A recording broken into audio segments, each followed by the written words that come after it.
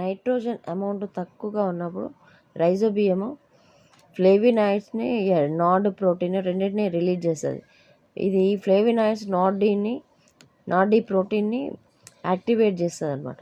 ఈ రెండింటి మధ్యన ఇంటరాక్షన్ జరిగిన తర్వాత ఇది ఏం చేస్తుందంటే డైరెక్ట్గా ఇలా వెళ్ళిపోతుంది అనమాట. యాక్టివేట్స్ ద నాడ్ డి ప్రోటీన్, అంటే ఈ ఫ్లేవినాయిడ్స్ దీన్ని యాక్టివేట్ చేస్తాయి.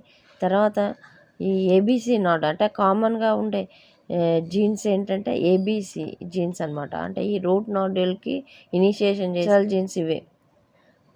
నాడ్ ఏబీసీ స్ట్రక్చరల్ జీన్స్ అన్ని నాడ్యులేషన్ లెగ్యూమ్స్లో కామన్గా ఉంటుంది అనమాట. అంటే రైజోబియంలోనే రిలీజ్ అవుతుంది. కోడ్ స్పెసిఫిక్ మోడిఫికేషన్ అంటే ఒక్కొక్క దాన్ని బట్టి అది ఉంటుంది, స్పెసిఫికేషన్ ఉంటుంది అనమాట.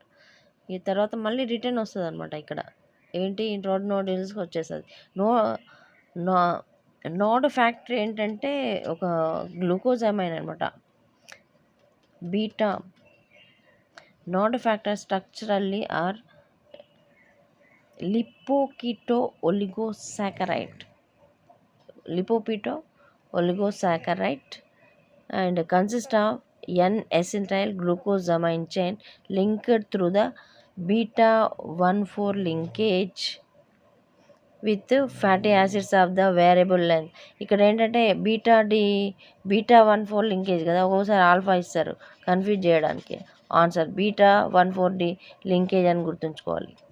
ఎగ్జామ్స్లలో వస్తుంది నీట్గా. నాన్ ఫ్యాక్టర్ స్ట్రక్చర్ అనమాట ఇలా ఉంటుంది. मस्त नजरों से अल्लाह बचाए, ओ हुस्न वालों